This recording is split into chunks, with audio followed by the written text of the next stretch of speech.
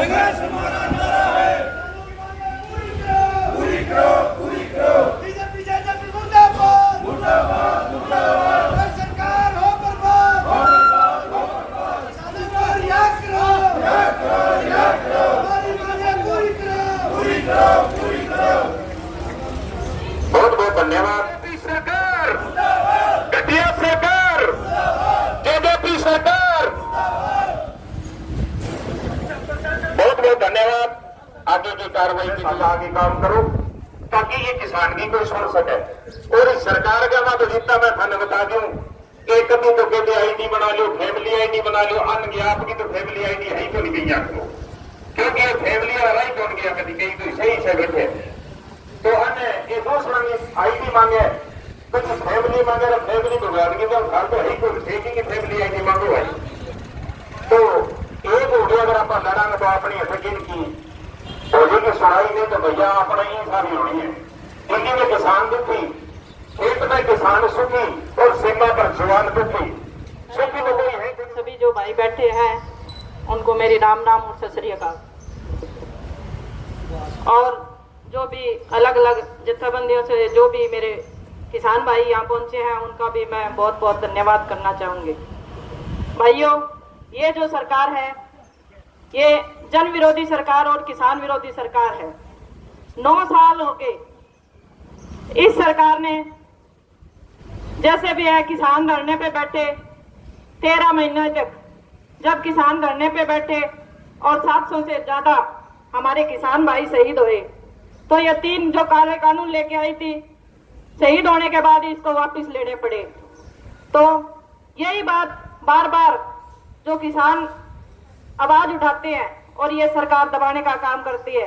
मैं इस खट्टर सरकार से ये पूछना चाहती हूँ कि कुरुक्षेत्र के अंदर जो हमारे भाइयों पे लाठीचार्ज हुआ है कल, उनका क्या कसूर है? उन्होंने एक सूरजमुखी की फसल पे लिए मांग रखी थी एमएसपी की, तो उनका कसूर क्या है?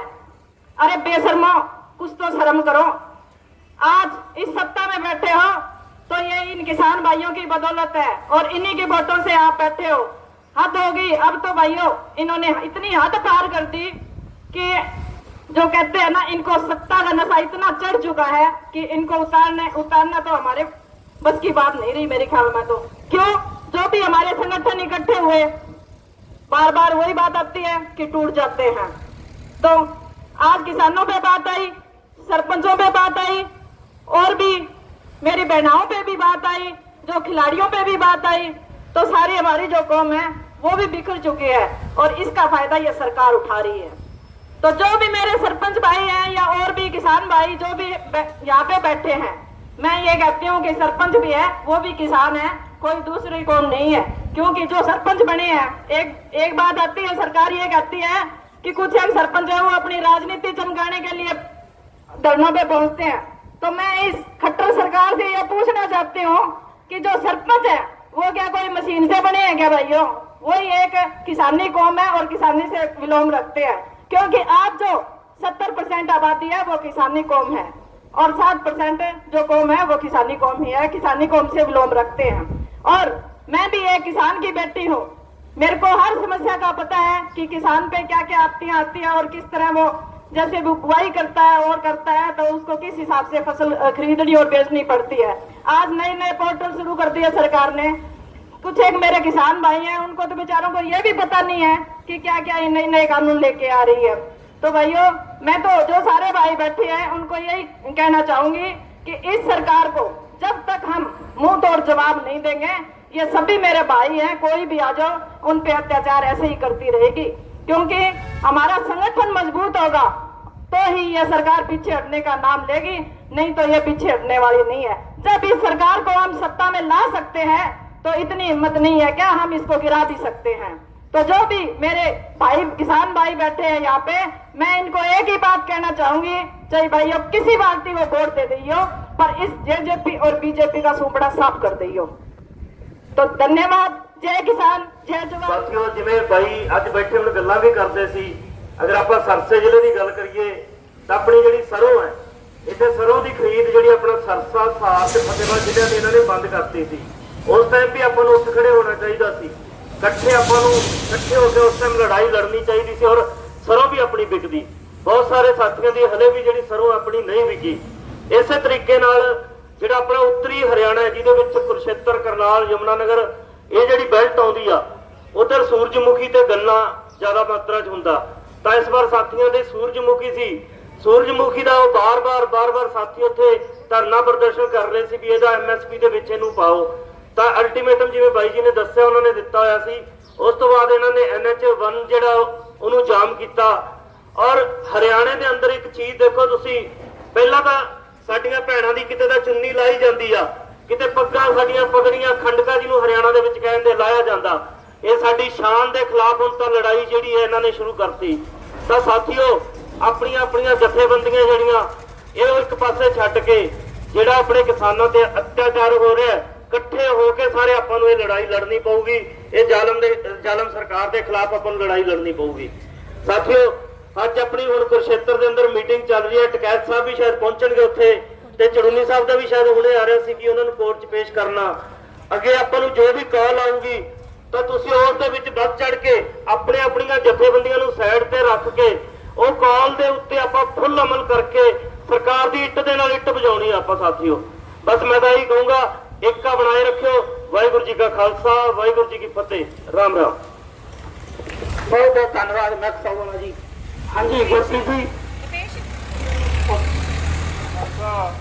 ਸ਼੍ਰੀ ਵਾਹਿਗੁਰੂ ਜੀ ਕੀ ਫਤਿਹ। ਸਾਰੇ ਸਾਥੀਆਂ ਨੇ ਜਿਵੇਂ ਪਹਿਲਾਂ ਬਹੁਤ ਵਧੀਆ ਵਿਚਾਰ ਰੱਖੇ ਆ ਔਰ ਕੁਛ ਨਾ ਕੁਛ ਸਾਨੂੰ ਸੇਧ ਵੀ ਦਿੱਤੀ ਹੈ ਕਿ ਜੋ ਆਪਾਂ ਗਰੁੱਪਾਂ ਦੇ ਵਿੱਚ ਕੋਈ ਵਧੀਕੀਆਂ ਕਰਦੇ ਉਹ ਨਹੀਂ ਕਰਨੀਆਂ ਚਾਹੀਦੀਆਂ। ਬੜੀ ਵਧੀਆ ਗੱਲ ਹੈ, ਪਰ ਮੈਨੂੰ ਇੱਕ ਮਾਣ ਵੀ ਹੈ ਕਿ ਮੈਂ ਇੱਕ ਇਹੋ ਜਿਹੀ ਟੀਮ ਦਾ ਹਿੱਸਾ, ਨੌਜਵਾਨ ਟੀਮ ਹੈ ਔਰ ਕਿਤੇ ਵੀ ਜਿੱਥੇ ਵੀ ਜੋ ਵੀ ਕਾਲ ਆਈ ਉਸ ਕਾਲ ਦੇ ਵਿੱਚ ਇਸ ਟੀਮ ਨੇ ਵੱਧ ਚੜ ਕੇ ਹਿੱਸਾ ਲੈਤਾ ਔਰ ਕਿਤੇ ਵੀ ਇਹ ਦੇਖਣ ਨੂੰ ਨਹੀਂ ਮਿਲਿਆ ਕਿ ਕੋਈ ਵਧੀਕੀ ਫਲਾਣੇ ਬੰਦੇ ਦੀ ਕਾਲ ਹੈ ਆਪਾਂ ਨਹੀਂ ਜਾਣਾ ਜਾਂ ਫਲਾਣੇ ਬੰਦੇ ਦੀ ਹੈ ਉੱਥੇ ਆਪਣਾ ਕੰਮ ਨਹੀਂ। ਵੱਧ ਚੜ ਕੇ ਕੰਮ ਕੀਤਾ। ਭਾਰਤੀ ਕਿਸਾਨ ਯੂਨੀਅਨ ਚੰਡੂਨੀ ਜ਼ਿਲ੍ਹਾ ਸਰਸਾ ਦੀ ਇੱਕ ਇਹੋ ਜਿਹੀ ਟੀਮ ਬਣੀ ਹੈ। ਮੈਂ ਧੰਨਵਾਦੀ ਹਾਂ ਸਾਰੇ ਮੈਂਬਰ ਸਾਹਿਬਾਨਾਂ ਦਾ ਕਿ ਜਿਹੜੇ ਅੱਗੇ ਵੱਧ ਕੇ ਐਡੇ ਜੋਸ਼ ਨਾਲ ਕੰਮ ਕਰਦੇ ਆ, ਕਿਉਂਕਿ ਪਰਿਵਾਰਿਕ ਰੁਝੇਵੇਂ ਸਾਰਿਆਂ ਦੇ ਹੁੰਦੇ ਆ। ਪਰਿਵਾਰ ਨੂੰ ਵੀ ਟਾਈਮ ਦੇਣਾ ਔਰ ਟੀਮ ਨੂੰ ਵੀ ਟਾਈਮ ਦੇਣਾ ਬਹੁਤ ਵੱਡੀ ਗੱਲ ਹੁੰਦੀ ਹੈ।